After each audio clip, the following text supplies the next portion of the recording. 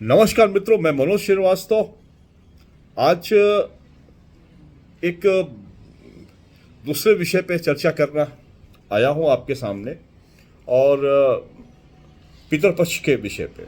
और पितरपक्ष के साथ साथ ये बताने की बनारस, चूँकि मैं बनारस से मेरा ताल्लुक़ है, बचपन मेरा बनारस में ही बीता।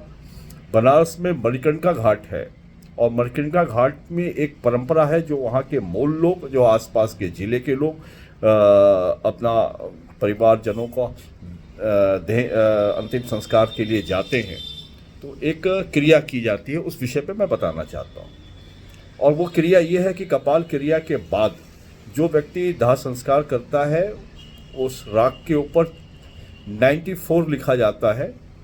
और वो 94 क्यों लिखा जाता है, इस विषय पे मैं बताना चाहता हूँ। मुझे लगता है कि बहुत से लोगों को नहीं पता होगा, तो मैं इस पे ध्यान दीजिएगा। 94 का अपना एक महत्व क्या है उस अंतिम क्रिया में। 94 इसलिए लिखा जाता है कि हर व्यक्ति, हर मनुष्य के अपने 100 कर्म होते हैं। उस 100 कर्मों में 6 कर्म विधिहात होता है और 94 कर्म 94 कर्म हमारे खुद के होते हैं। और ये अपने आप में विषय विडम्बना है।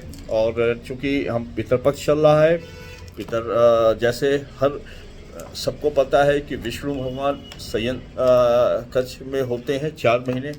हर समय हर सब लोगों का अब निर्धारण होता है कि जैसे शंकर भगवान के कार्य में हम पूजा करते हैं, इसलिए पूजा करते हैं सावन में क्योंकि इस सृष्टि को उस वक्त वो कंट्रोल कर रहे होते हैं। उसके बाद कृष्ण भगवान का समय आता है, फिर कुछ समय गणेश भगवान को मिलता है जिसमें हम गणेश चौथ मनाते हैं। और अभी पितरों का है जो हमारे सोल्स हैं, जिनको हम कहते हैं मुक्ति मिल जाना। मुक्ति नहीं मिलता है, दरअसल वो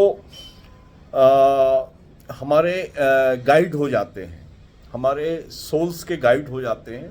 और इस वक्त जितने भी सोल गाइड्स हैं वही इस सृष्टि को चला रहे हैं, इसलिए हम उनको पूछते हैं, उनको अर्पण करते हैं। तो आइए हम 54 के बारे में 94 के बारे में बात करते हैं। 94 है क्या? 94 हमारे हर सत्कर्मों का कार्य निर्धारण है जो ईश्वर ने हमको दिया हुआ है। और उसमें ये लिखा जाता है कि तुम्हारे ये शरीर और साथ में ये तुम्हारे 94 कार्य पूरे हुए। और वहाँ पे 94 हम लिखते हैं। और 6 कर्म तो विधिहात होता है और वो उसके साथ ही चला जाता है। ये काम गीता में भी कृष्ण ने लिखा है। पंचतत्व, पंच ज्ञानेंद्रियाँ 5 होती हैं और एक हमारा मन होता है, जो हमारे कर्म होते हैं वही मेरे साथ जाते हैं, मतलब 6। और सत्कर्म वो है कि हम जो करते हैं, हमारा एक दिल है और दिमाग है। जिस काम को करने के लिए दिल और दिमाग अनुमति दे वो सत्कर्म है। और जिस काम को करने के लिए हमारी परिस्थितियां, हमारा दिमाग कहे कि ये कर लो, लाभ हो जाएगा, लेकिन होता क्या है कि हमारा मन कोई भी गलत काम करने से पहले 50 बार हमें टोकता है। यानी अंदर की जो हमारी आत्मा होती है, जो हमारे सत्कर्म होते हैं, वो मुझे याद दिलाते हैं। जैसे एक चोर है, चोरी करता है, या कोई व्यक्ति झूठ बोलता है, तो सर्वप्रथम उसकी आत्मा उसे इंडिकेट करती है, यू आर रॉन्ग, यही है सत्य और यही है झूठ। जैसे आप नदियों की सफाई करिए, सत्कर्म। आप सत्य बोलिए, अहिंसा पे चलिए, चोरी मत करिए, लोभ मत कीजिए, क्रोध पे नियंत्रण करिए, क्षमा करने की शक्ति रखिए, दया भाव रखिए, दूसरों की सहायता करिए, दान पुण्य करिए, गुरुजनों की सेवा करिए, माता पिता का सम्मान करिए, अतिथि सत्कार करिए, अपने धर्म ग्रंथों पे आस्था रखिए। ऐसे जितने भी कार्य आप कर सकते हो वो हमारे 94 कर्म हैं, जो हमारे साथ रहते हैं, जो हमारे दिल और दिमाग को कहते हैं कि यू आर राइट।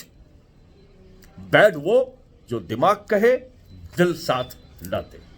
दिल की सुनते रहिए, और उसके बाद अंत में जो 6 कर्म होते हैं जो ईश्वर द्वारा निर्धारित होते हैं, वो है हानि, लाभ, जीवन, मरण, जस अब जस, विधि हाथ।